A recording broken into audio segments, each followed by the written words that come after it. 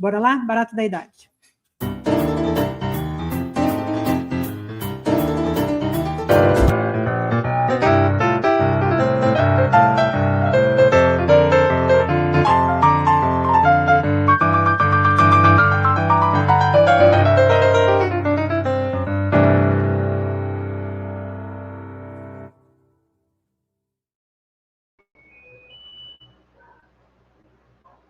Tá com o seu coisa fechado, seu microfone. Continua fechado. Bom, boa tarde a todos e todas. Boa tarde, Miguel. Agora está aberto. Tudo Tava bem? ficando, não saía do vermelho. Tudo bem, tudo bem. Você, tudo tranquilo? Tudo tranquilo. Gostei de ver o Vassoler. Eu entrevistei mais cedo o Vassoler. Então, ele realmente é sensacional, né? Porque eu falei para ele é um globetrotter, ele fica viajando pelo Onde é que ele está agora? Onde é que ele está? Agora, hoje ele estava na Polônia. E ele recentemente foi à Eslovênia, à Lituânia, e qual é a outra das repúblicas? São as três. E fica andando por aí, e ele traz o depoimento mesmo real de quem foi, quem viu e quem participou, né? Então, sensacional essa... Não, eu tenho a maior inveja dele, porque ele não para, né? Esse conhecimento que ele traz para a gente, muito legal, né? Ele não para, realmente. O nosso convidado estava aqui e sumiu agora. Eu não sei onde é que ele... tá voltando, tá voltando. Bom, vou aproveitar e falar dele. O nosso convidado de hoje é o Miguel Darcy de Oliveira. Ele é originalmente diplomata, foi caçado naquela época em que a ditadura militar caçou muitos diplomatas, entendeu? E ele, com isso, ele foi para Genebra, onde eu o conheci há muitos anos atrás, e lá, junto com Cláudio Secom e Rosisca Darcy de Oliveira e o Paulo Freire, eles fundaram o IDAC, Instituto de Ação Cultural. E foi através do IDAC que eles começaram todo um projeto de educação de adultos em vários lugares, em vários países. Eu tive o privilégio de viajar com eles e com o Paulo para Guiné-Bissau, onde a gente estava fazendo um projeto. E, a partir daí, o IDAC cresceu muito. Eu continuei trabalhando com o IDAC aí na parte das mulheres, com a Rosisca, a Marisca, a irmã dela, e fizemos muita coisa, ficamos amigos e nos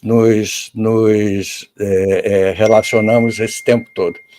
E o Miguel depois se tornou um especialista em política internacional, e eu queria que, já que nós estamos vivendo um momento de política internacional bastante intenso, digamos assim, eu queria chamá-lo, queria que você introduz o Miguel ou eu introduzo, Regina? Você pode trazer ele. Então, vamos lá, adicionar. Está aí o Miguel. Salve, Miguel. Prazer estar com vocês. Muito prazer, Miguel. Obrigada por ter vindo aqui conversar com a gente. Vai ser ótimo, vai ser uma honra conversar com você. Não falta assunto. Não falta assunto, mas nem urgência, nem pessimismo. Então vamos buscar esperança, não é verdade? Não, a gente tem que buscar esperança o tempo todo. O nosso mote aqui é esse, entendeu? Se a gente deprimir, estamos perdidos. Não é simples a tarefa. Não, é complicado. Miguel, eu vou aproveitando essa introdução, vou te fazer uma pergunta. O que aconteceu com o mundo? Enlouqueceu? Acabei de ver que o Trump publicou uma bandeira americana de antes da Guerra Civil. O que está acontecendo? Corremos ao século XIX. Isso é para evidenciar essa volta ao século XIX? O que aconteceu? Olha, está acontecendo um horror, eu diria, né? É uma série de eventos, todos profundamente negativos, né? Uma onda de extrema-direita, sobretudo lá onde havia democracia, né? É um elemento muito forte. Um desrespeito absoluto às normas mínimas da democracia, da ordem internacional. É a lei do mais forte. de repente, toda a construção de uma ordem internacional, de freios e contrapesos, de defesa de direitos, regulando as relações entre os países, abordando problemas difíceis que só podem ser resolvidos conjuntamente, toda essa longa construção está sendo jogada na lata de lixo por um avanço boçal, truculento, não é? Muito difícil de ser controlado pelos países mais poderosos. Vamos começar falando dos Estados Unidos e a Rússia. Né? Então, é uma coisa gravíssima, gravíssima. Eu começo por isso. Depois vamos buscar os elementos aí de esperança. Vou botar mais um tempero nessa coisa. Qual é a responsabilidade que você acha das redes sociais nessa mudança de panorama do mundo nesses últimos anos? Certamente enorme, mas as redes por si não agem, são pessoas que agem por trás. Né? Sim. Tem muita gente que a extrema-direita, né, se apropriou muito mais rapidamente desses canais todos. Nós ficamos para trás.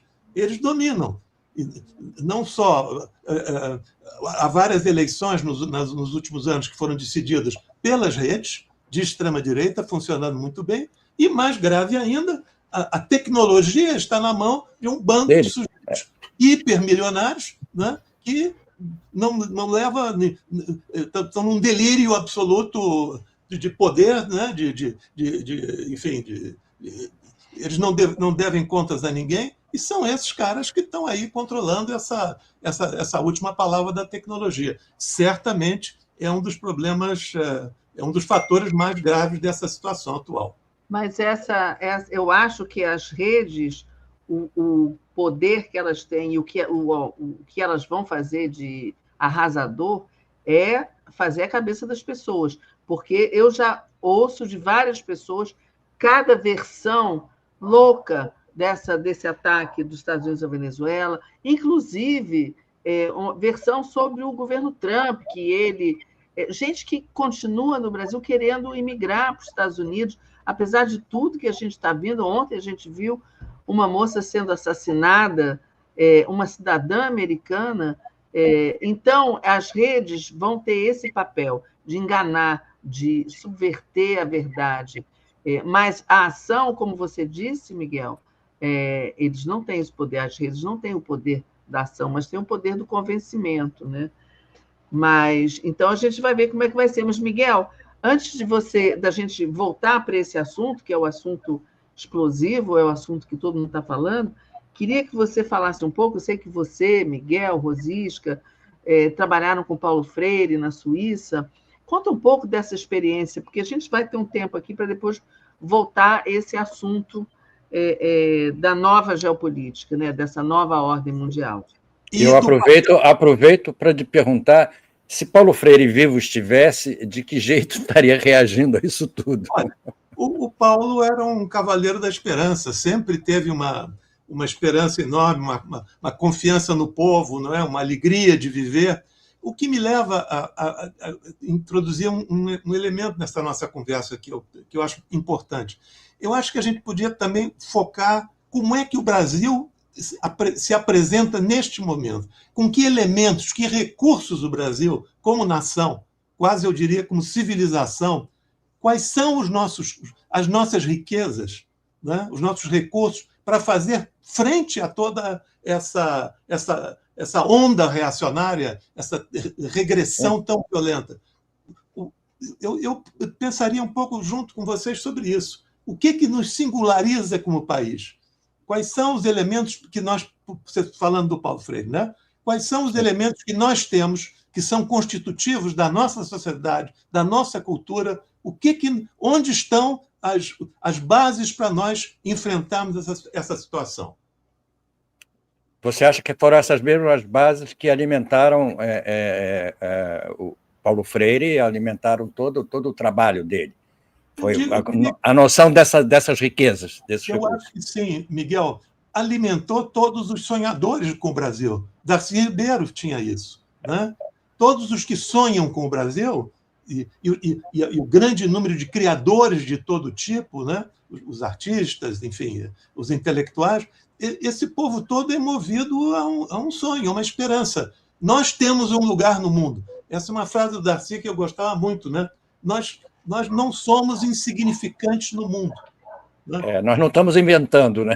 Nós temos... Eu acho que cada vez menos somos insignificantes, né? A gente está num momento de muita significância, né? Eu acho. Mas talvez, Rosa, seria interessante especificar um pouco, nos determos um pouco sobre isso. Eu, organizando aqui a minha cabeça, eu vejo pelo menos 3 níveis aqui que são interessantes da gente pensar. Eu começaria pela nossa cultura. Eu acho que a cultura brasileira é de uma riqueza, né? De uma diversidade que nega já por si mesma. Ela é rebelde, ela é incontrolável, ela é indomável. E ela nos faz. Isso é um patrimônio do povo brasileiro. Né? Nós somos a maior civilização dos trópicos no mundo. É importante isso. Isso nos dá um lugar no mundo e uma voz no mundo. Eu começaria por aí. O papel magnífico dos grandes criadores de cultura no Brasil. É um ponto. Outro ponto. Eu acho que também nós, nos últimos anos, avançamos muito em alguns dos nossos problemas mais estruturais e que nos empurravam para as divisões, para o conflito, para o atraso. Eu acho que nós avançamos muito. Vou dar 2 exemplos, bem assim, de forma simples. Se a gente olha o papel das mulheres no Brasil, hoje, comparada com 10, 20 anos atrás, e dos negros no Brasil, idem, a mudança é muito grande. Há muito trabalho ainda a ser percorrido, mas isso está em movimento. Essas 2 grandes maiorias, para não falar de outras, estão em movimento, estão ativas. Eu acho que isso não tenho certeza que outras sociedades podem dar exemplos tão expressivos de maiorias oprimidas que estão cada vez mais assumindo, enfim, a defesa dos seus direitos. Eu sinto uma presença das mulheres e dos negros em qualquer situação brasileira é muito diferente de alguns anos atrás. Isso é uma mudança muito profunda, isso faz muito, muito bem a todos nós e ao Brasil. Acho um trunfo. A terceira coisa mais recente é que determinadas riquezas que não eram valorizadas agora estão absolutamente na primeira linha.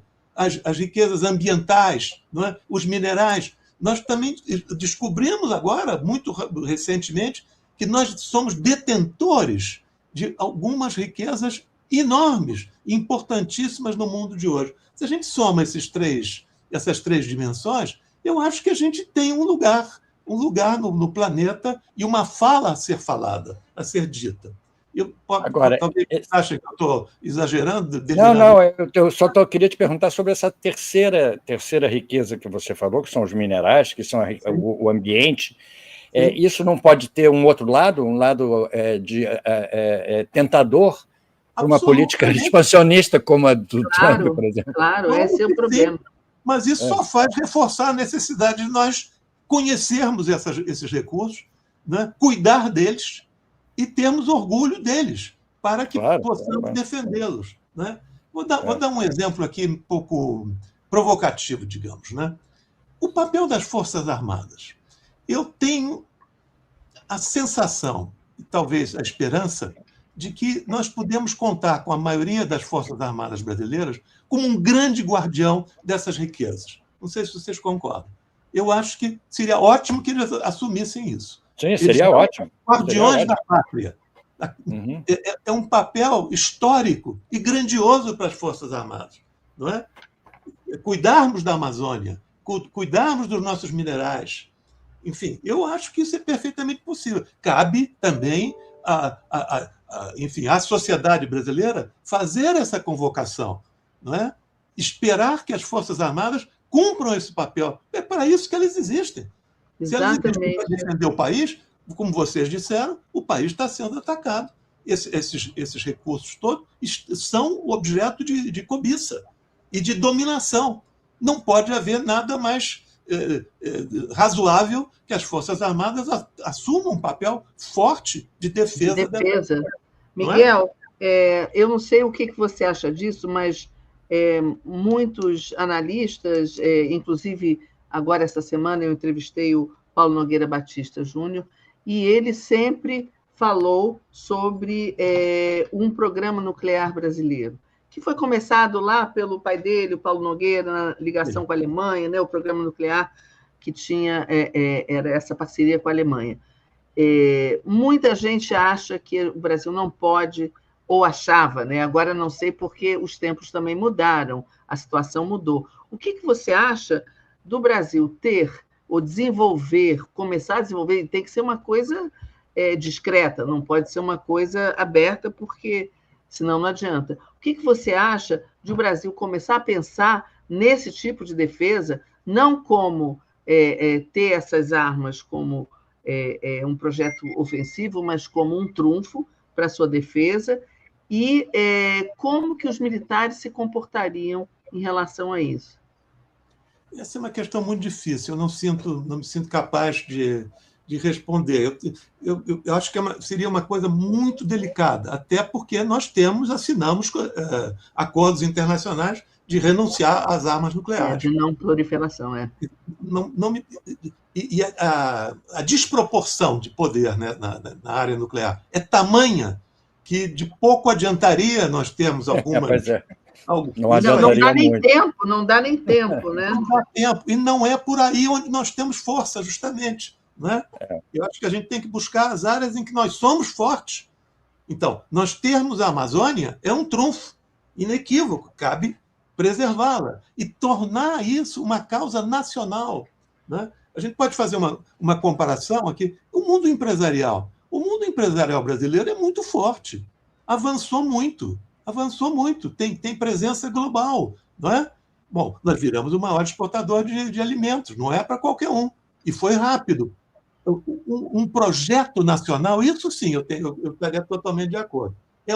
Nunca foi tão urgente e tão oportuno, não é verdade? Nós criarmos a aliança mais ampla possível. E isolar a extrema-direita, isolar os que querem... Não é? Os que não querem isso, né? Que querem justamente a nossa submissão. Né? Eu acho que essa bandeira é muito melhor que a da arma nuclear. Né? E você, como é que você vê essa realização, Miguel? Porque eu acho fantástico isso tudo, lógico, concordamos inteiramente, mas eu sinto que nós estamos cada vez mais afastados dessa possibilidade, apesar de estar muito clara aí a solução, não sei como.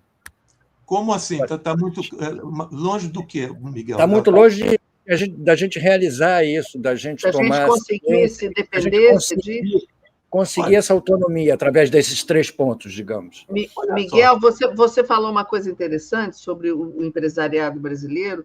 Eu acho que o empresariado brasileiro, junto com empresários americanos também, tiveram muita participação nesse recuo do Trump quando ele colocou o tarifaço. Né? Então, aí a gente sabe que tem uma força. Né? Mas será que é o suficiente? Eu acho que isso tudo é uma construção, Regina. Isso se costura, se valoriza, né? Se divulga, vira uma bandeira. Eu acho que, por exemplo, vamos ter uma eleição presidencial daqui a pouco. Né? Eu acho que o Lula tem todas as condições de fazer esse grande chamamento nacional. Não é?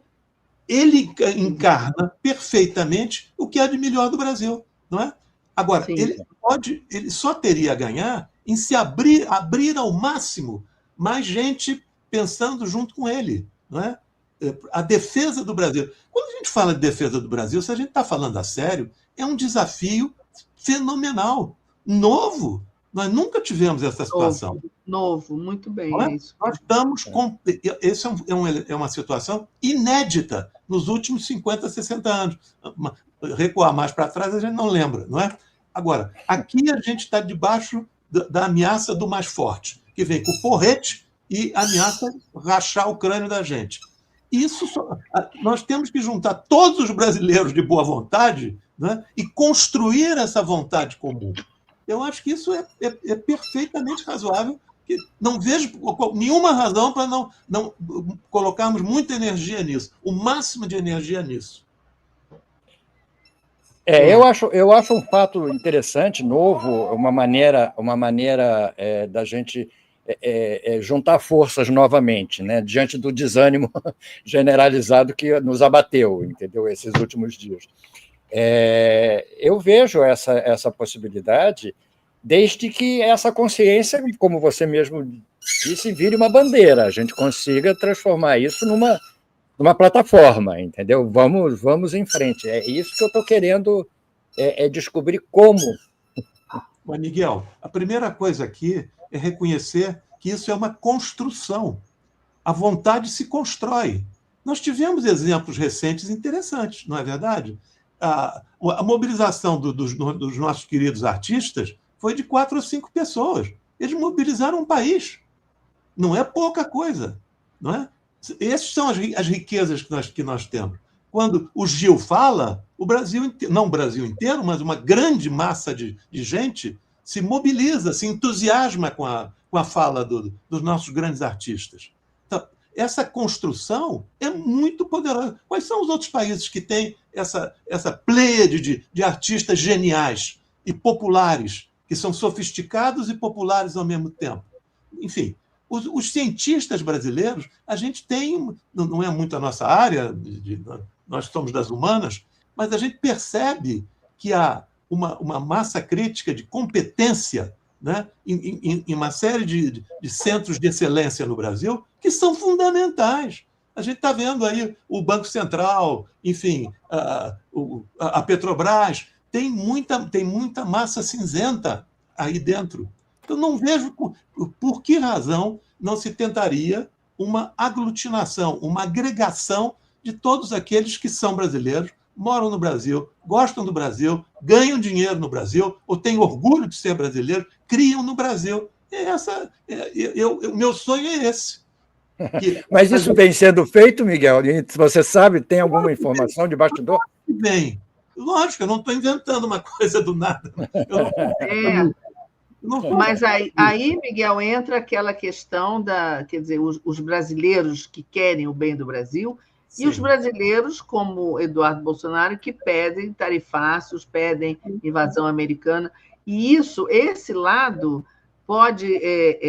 aí a gente falou das fake news, que podem influenciar muita gente, e é isso que está acontecendo, né? Uma boa parte dos brasileiros não está entendendo, porque está sendo bombardeado com informações falsas, sobre o que é ser brasileiro e o que é a defesa do Brasil, o que é a soberania do Brasil. Então, o Brasil tem esse soft power, que tem mesmo, né, essa capacidade de negociação do governo Lula, mas a gente tem esse outro lado que a gente precisa estar muito atento, né? E tem que lutar, né? Não, eu não disse que não havia o adversário está aqui, está aqui dentro. Nós sabemos. Mas não ganhou os últimos embates, não é? É verdade. A ação do Trump foi desastrosa para eles. Isolou esse pessoal, né? E como agora a ameaça aumenta mais ainda, eu não veria nenhuma razão para que essa adesão, essa aglutinação não possa se fazer com mais força. Eu percebo aqui e ali esse tipo de consciência, né? E isso é uma coisa... Agora, os homens, os líderes, têm sempre uma importância muito grande, não é? A extrema-direita tem o Bolsonaro, que a gente já sabe que e não tem herdeiros à altura, são medíocres. Nós temos lideranças, né? Todos são medíocres, Todos, sem exceção. Todos se equivalem na sua mediocridade, não é verdade? Mas então, diante dessa briga desproporcional em relação a fake news, às redes sociais e tudo, a gente tem que usar as redes sociais. Eu sempre fui a favor de divulgar cada vez mais o que nós temos de bom, os feitos, as riquezas, os recursos, porque a única maneira de se combater a mentira é com a verdade. Não tem outra maneira, entendeu? Porque é trabalhoso. É difícil você acreditar que esse vai ser um caminho que vai nos levar... O difícil é essa gente acreditar que esse caminho é melhor. Qual é a diferença que há para que as pessoas acreditem na mentira e não acreditem na realização de fatos? São as igrejas? A divulgação da palavra evangélica que está alterando? O que é exatamente que está impedindo? Olha, o tema dos evangélicos é bem complexo. Acho que não pode ser... Eu vou dar um exemplo, que não sei se vocês percebem já esse fenômeno. No início do ano passado, estava no Congresso aquele projeto infame, não é, de criminalizar o aborto, mesmo nos casos legais, não é verdade? Sim, é. A bancada evangélica toda estava mobilizada em favor disso. O projeto não passou. Não passou por quê? Porque as mulheres evangélicas disseram, isso não. Vocês estão aqui, vocês vão querer que a minha filha, a minha sobrinha, a minha vizinha vá ser presa? O primeiro movimento que barrou a força da igreja evangélica foram as mulheres evangélicas, quando elas foram... É muito interessante. Quando elas foram confrontadas com uma coisa imediata que ela percebia. Isso é um absurdo. Aqui não. Aqui não. Então, tudo é mais complexo. A gente tem que saber encontrar os pontos de entrada, né? E não desqualificar também massa.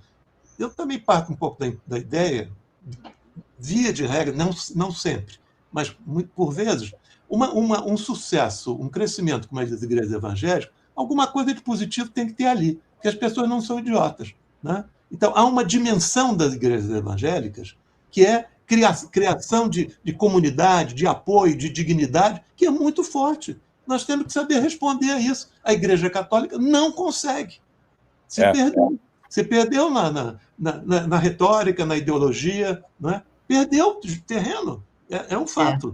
Não é? Então, a gente tem que saber como se dirigir, não é? A esses diferentes segmentos. Há uma mobilização, por exemplo. Muitas mulheres evangélicas, um número grande, foram eleitas vereadoras. São moças mais jovens. Há um trabalho muito interessante do ISER, Instituto de Estudos da Religião. Quem são essas mulheres? Que possibilidade de ação elas têm? Como é que isso pode crescer? Isso é um exemplo de uma iniciativa extremamente interessante. Não descartar os evangélicos todos como retardados ou idiotas, né? Não, é gente. É gente. Você pode conversar com eles, encontrando a maneira de se aproximar.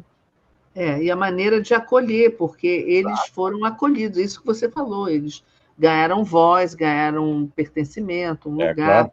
Eu acho que tem muito forte. Isso aí é difícil.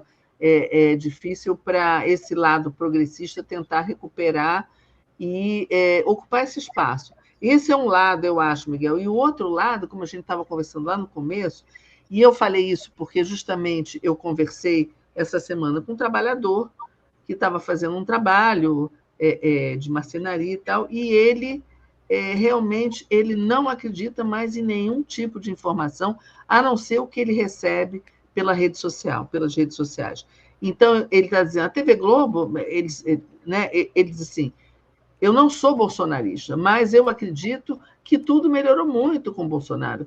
Falei, mas como? O que você viu? Aí ele me mostra umas coisas que ele recebe no telefone. E aí diz assim, eu estou tentando tirar um visto para ir para os Estados Unidos, para trabalhar lá. Falei, você não vai conseguir, muito menos agora. Não, mas daqui a pouco eu consigo. Assim, mas só se o Trump não for mais o presidente. Não, mas as pessoas que eu conheço que estão lá acham o Trump maravilhoso. Então, a informação... É difícil, A informação é uma arma poderosíssima também. É verdade. Há uma batalha sobre a informação. Você tem toda a razão. Mas olha só, eu acho que nós estamos melhor posicionados do que parece. Vamos pegar 2 exemplos. Saúde e educação. A saúde, o SUS, é um programa com todas as suas dificuldades e carências excepcional. Ele é muito melhor que o sistema de saúde dos Estados Unidos. Claro, que não existe. Né? Não existe. Mas o SUS existe. O SUS existe, é um programa de atendimento universal. Tem dificuldades, mas isso está mal apresentado.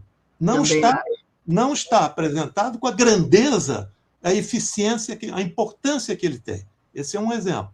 Educação não é uma maravilha, Mas, olha, o avanço que houve na ampliação do acesso às universidades é prodigioso. Primeiro, as mulheres, como era de se esperar, dispararam na frente. As mulheres, Regina, estão assumindo a maioria de praticamente todas as profissões brasileiras. Antes era serviço social, enfermagem, não sei o quê. Esse ano, nas faculdades de medicina, tem mais mulheres do que homens. É um exame dificílimo. É um dos vestibulares mais difíceis. Tem mais mulheres do que homens. E assim vai indo por uma série de outras áreas. Por isso que eu disse, são mudanças muito profundas, imperceptíveis, que os próprios beneficiários, atores e beneficiários, não se dão conta do que está acontecendo. Esse trabalho de explicação, de esclarecimento, de valorização do que está sendo feito é muito importante. É muito importante, eu acho. Né? Então, isso está havendo uma revolução educacional e, portanto, ocupacional.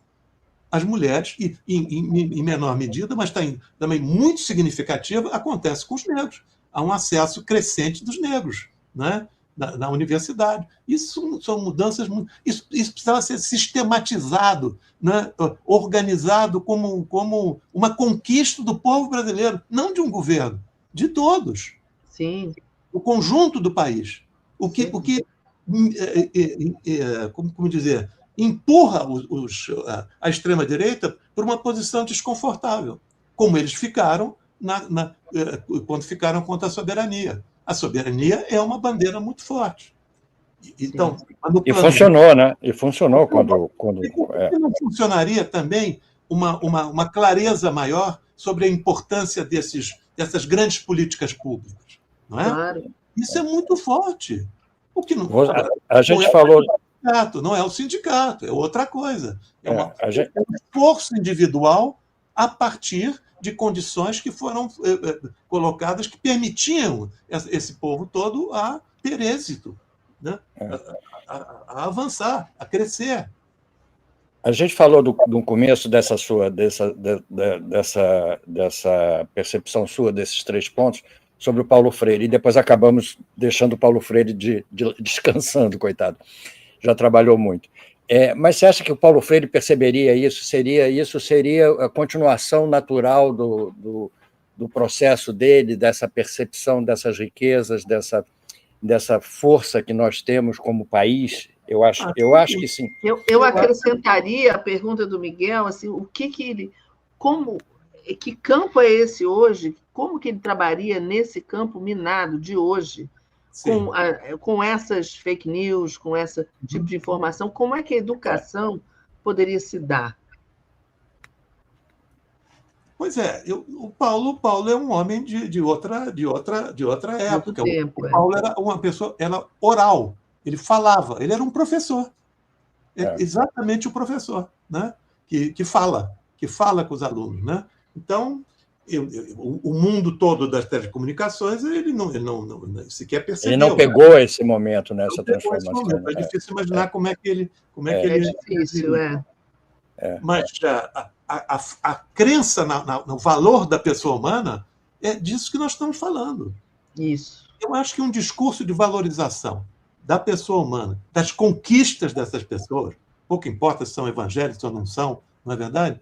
A valorização dos direitos das pessoas, das potencialidades das pessoas, eu acho que muitas vezes o governo do PT faz e não explica o que está fazendo. Com a clareza necessária. Porque aí entra o problema da comunicação, Exatamente. Que para pelo meio, entendeu? Para pelo meio. Exatamente. Usa palavras antigas que não batem mais, né? Tem que criar outras palavras. Tudo tem que ser reinventado.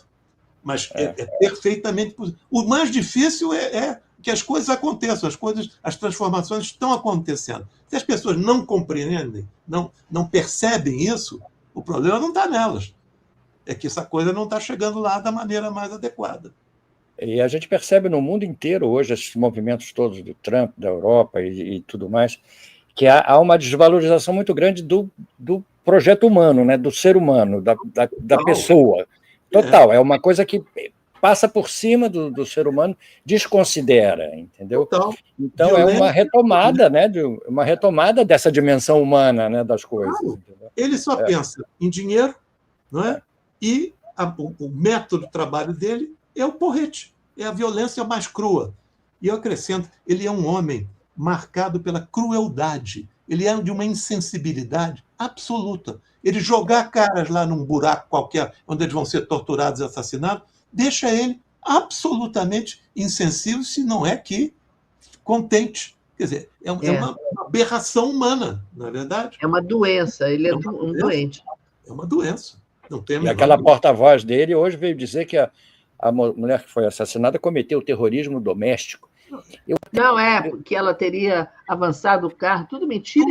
E isso a gente viu, todo mundo viu o vídeo, todo mundo viu que nada disso aconteceu, que ela foi realmente executada. Mas claro. Eles mentem com uma disfarçatez, e isso faz parte, né? Mas, Regina, eu não me desespero ainda da capacidade de resposta do povo americano. Eu também. Eu acho a coisa que foi um choque, o primeiro foi um choque, mas agora eles estão, seja pela necessidade, seja por uma visão mais clara de como reagir, eu acho que a onda está aumentando. Ele não tá ganhando terreno. Isso é muito importante. Muito importante.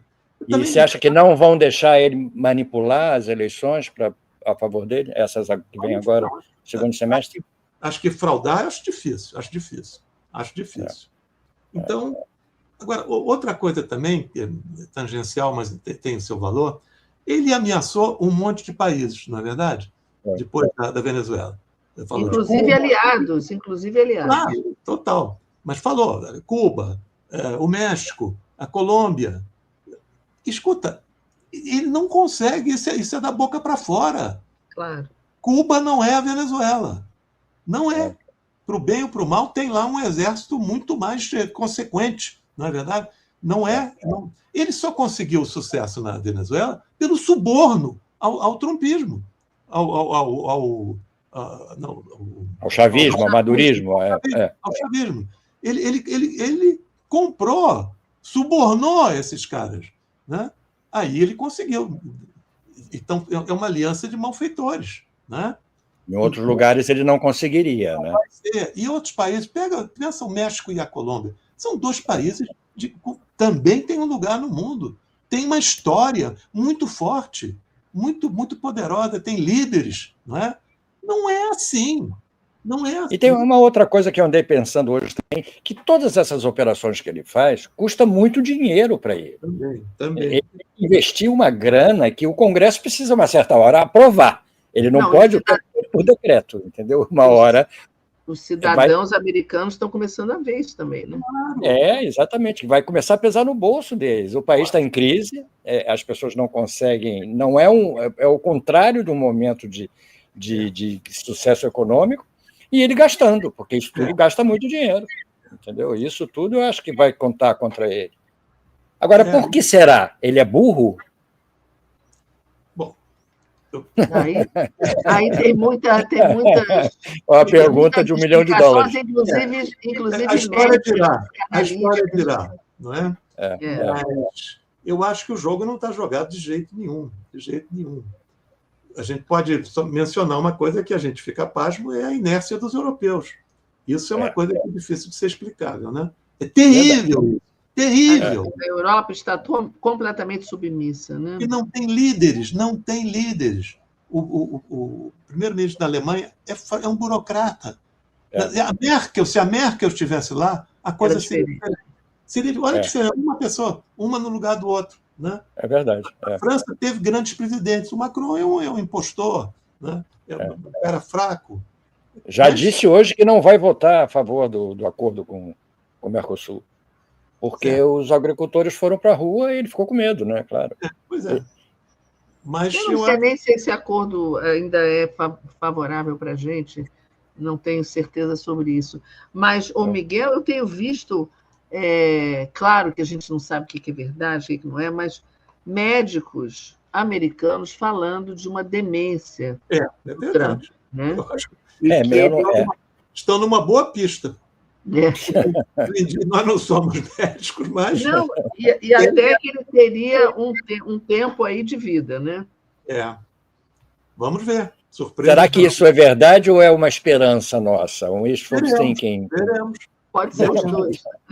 Pode ser as duas coisas.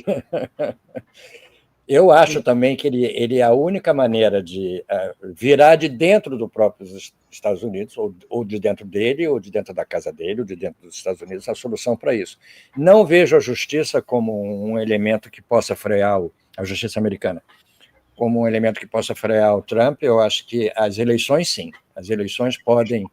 Porque por mais que elas sejam complicadas, né, aquela coisa da eleição americana, difícil de entender, por mais que elas sejam complicadas, elas são respeitadas, entendeu? E sim, é uma coisa que funciona. Fraudar a eleição é muito difícil. Então, eu acho que isso pode ser uma solução para esse embate que estamos vivendo. Mas a gente tem, o Trump tem essa característica ditatorial de não obedecer às regras, não obedecer aos acordos internacionais, pode até começar a não obedecer regras internas, o que deixaria ele numa situação mais complicada. Mas pode ser até por um tempo. A gente não sabe. A verdade, né, Miguel, é que a gente está num tempo de absoluta incerteza. Isso, aí você é total. Você tem toda a razão. Que torna tudo muito difícil, é tudo muito imprevisível, né? Mas para nós também vale para... Ele está na ofensiva, na verdade. Não há uma contraofensiva organizada. Não há. Mas nada impede que ela comece a já existe dentro dos Estados Unidos movimentos, né, processos. Isso pode crescer. A própria Corte Suprema, há pouco tempo, fez uma decisão, a primeira vez, né, que barraram o direito dele de mandar tropas federais para os estados e para as cidades. Foi muito importante. Muito importante. Se isso tivesse sido cumprido, não teria havido o incidente que houve ontem e anteontem, né? Enfim, essa força dos estados, eu acho que tem muita coisa ainda, muito jogo a ser jogado. Você acha que a gente não deve perder as esperanças? Na dúvida, se é para escolher, eu vou sempre escolher o viés pela esperança. Porque para que antecipar a derrota? Ela pode acontecer, mas não vamos partir derrotados, na verdade. Vamos esperar que... Sem esperança não tem luta, né? É como quando tinha censura. A gente não podia se autocensurar, a gente tinha que deixar que o censor nos censurasse. Entendeu? E a esperança se constrói, exatamente isso. Eu acho, só para voltar ao ponto central que a gente mencionou, eu acho que é um amplo trabalho aqui dentro do Brasil da gente, enfim, encorpar a resposta a esse momento. Há uma ameaça muito grave. Isso cutuca muita gente, né? Em alguns episódios, a gente teve o apoio aqui da grande mídia. Em outros casos, não. Mas, enfim, não é inflexível. Depende, né?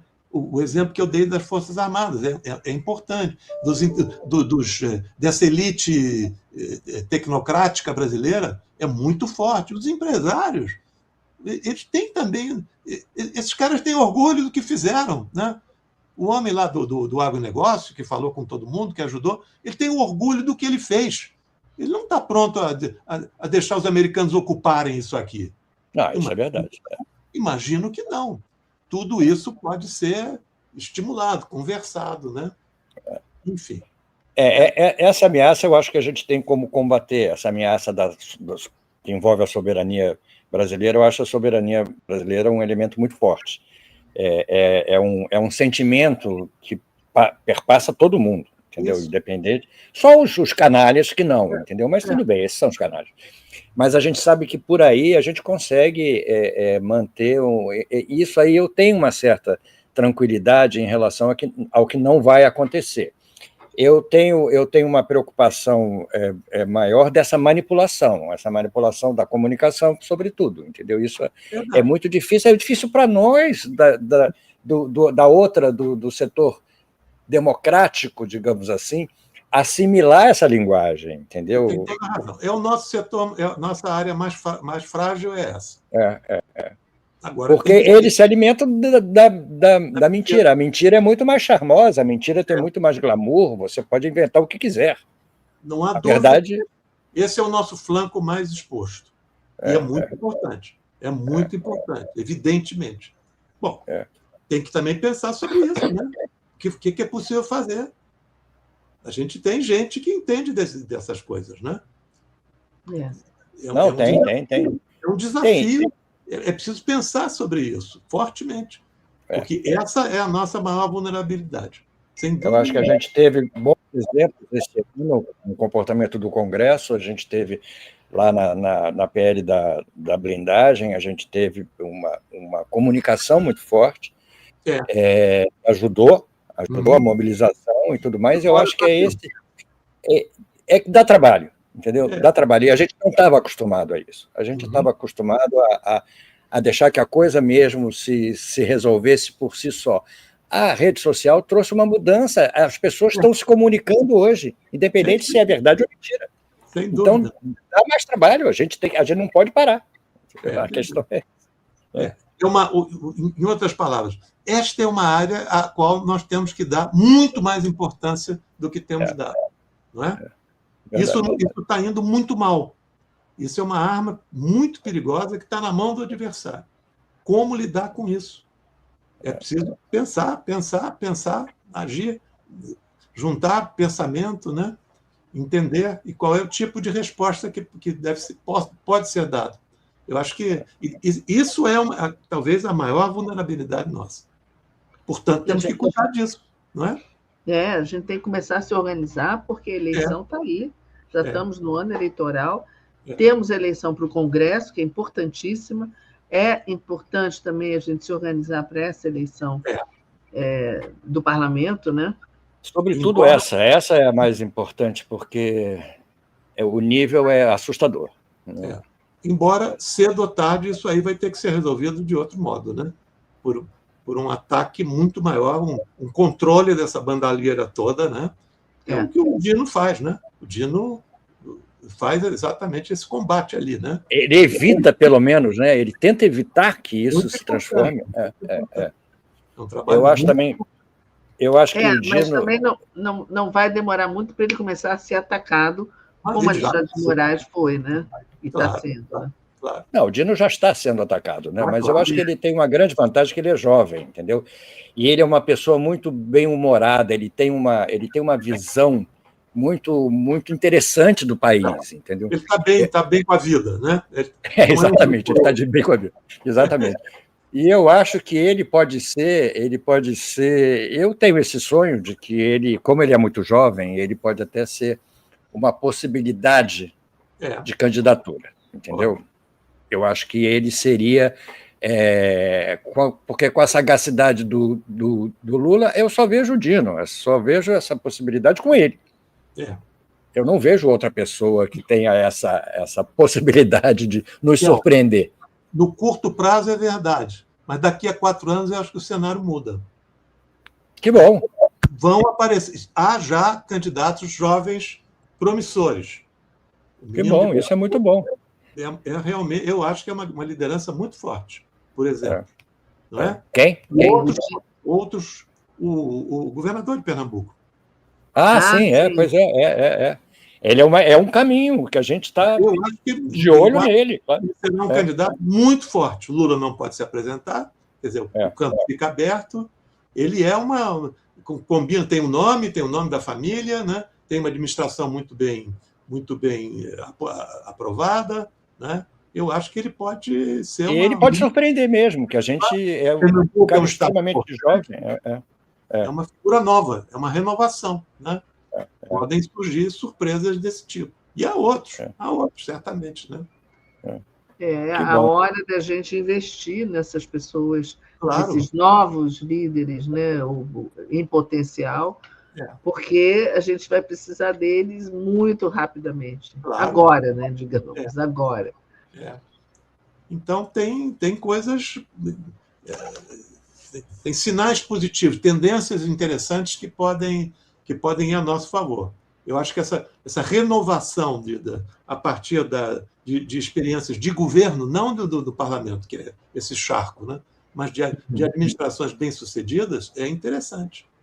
É interessante. Mas, Miguel, trazendo a conversa um pouquinho aqui para esse nosso tema aqui, que é o barato da idade, né? O que você anda fazendo? Ai, meu Deus. Como é que é a tua vida? Olha, qual é o peso da idade nessa sua aí você tocou num ponto... Pode dizer palavrão? Não, né? Não convém. Pode. A gente bota um bip, bip. É uma merda, viu? É uma merda. A velhice é uma merda, né? É uma merda. Você sabe que o Barbosa Lima, uma vez eu fui entrevistar com outras pessoas do Jornal do Brasil, ele ia fazer 100 anos, né? E aí foi uma pergunta que a gente fez, né? Como é que é fazer 100 anos? Ele disse exatamente isso. Tem nada de bom, minha filha, é uma merda. Exatamente. Não, mas é verdade, é uma virada. Eu entrei nessa, eu passei essa curva aí, e é muito complicado. Eu conversando com a Rosesca, eu disse, até há pouco tempo, a gente tinha problemas de saúde. Tem um problema cardíaco, põe um stent, tem não sei o que, a próstata, vai lá, cura. Agora, não são esses... Você é o problema. Né? É todo, o geral. É o geral, é holístico. Né? Você fica mais cansado, é complicado. E só vai piorar. Né? Então, eu acho que uma coisa também, para não ficar no negativo, né? É muito importante, eu acho, a gente... Primeira coisa, a gente viveu uma vida muito boa, muito criativa, né? A gente fez coisas. Então, agora nós temos um grande desafio, fazer uma nova... Entramos num novo ciclo de vida, que é mais complicado, tem problemas, alguns sérios, né? Muita gente tem, né? Cognição e coisas do gênero. Bom, mas a gente tem que enfrentar isso. É complicado, mas né? É um negócio complicado. Mas você vê algum barato na idade? Eu diria, para mim, é um bom consolo, digamos assim, essa sensação, eu não perdi a minha vida, eu não podia querer uma vida melhor que essa que eu tive, né? Com todos os seus percalços, né? A gente sobreviveu e bem, né? Então foi uma vida muito bem vivida. Eu acho que isso... Imagina você chegar nessa idade e achar que não teve a vida que queria ter. Aí é um desastre, não há mais tempo. Então, eu acho que isso é importante, né? Então, não é a velhice, né? É a finitude que é o problema, né? Disso a gente não escapa. A gente tem que aprender a lidar com isso. É um aprendizado também. É um aprendizado.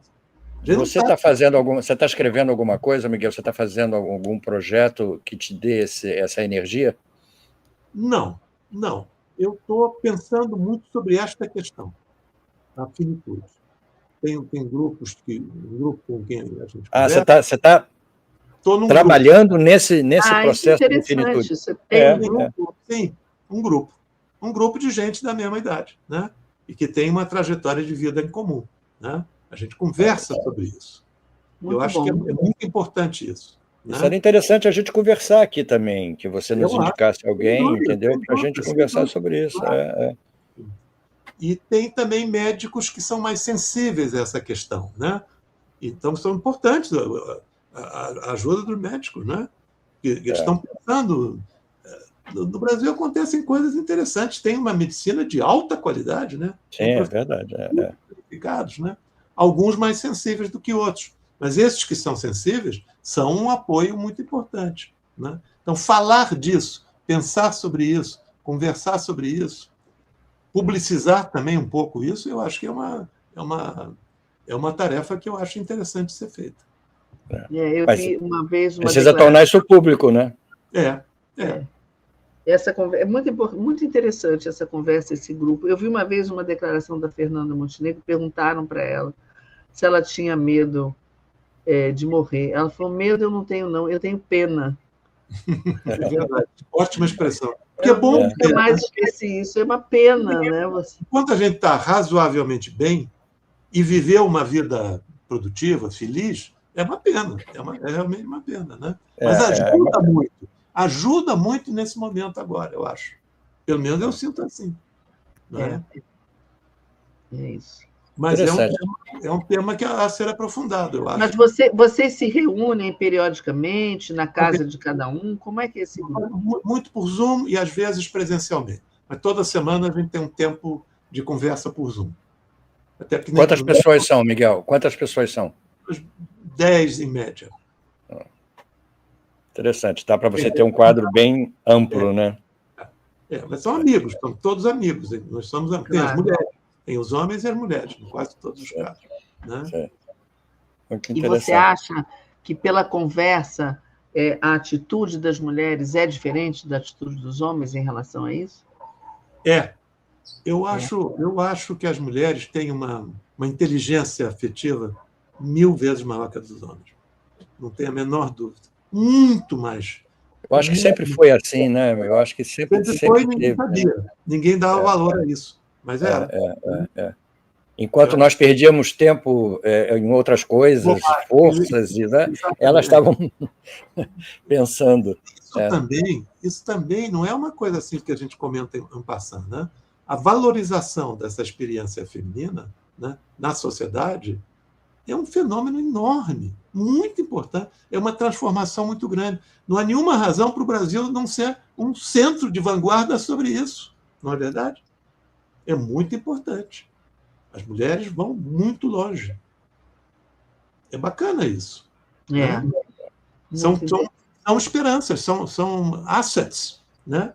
Nós todos temos mulheres em que a gente sabe o valor delas. Né? É muito grande. Eu tenho um testemunho meu, que é o meu aprendizado em relação às mulheres foi através da Rosisca e Marisca, que me introduziram nesse mundo completamente diferente do mundo masculino que a gente vivia, né? Você também deve ter sido isso, porque a gente encontra uma outra maneira de interpretar a vida, de uma outra linguagem, é como se o feminino fosse uma outra língua, entendeu? Que a gente aprende, mas que a gente nunca vai falar como se fosse nossa língua. Exatamente. É uma revolução silenciosa, mas ela continua em movimento. Mas de grande importância, singularmente importante, eu acho. Que bom, eu fiquei cheio de esperança, Miguel, depois da nossa conversa, porque você, eu como nosso ouvinte aqui também, disse isso, o positivismo é uma coisa muito interessante em relação ao que nós estamos vivendo, principalmente nessa época que a gente está vivendo um momento muito difícil, entendeu? Então, eu acho que... E não é um sonho, não é acreditar em ilusões. Não é o Gagá que está sonhando bobagem. Não, é uma coisa muito concreta, exatamente. Foi muito bom. Muito bom. Muito bom. Muito bem.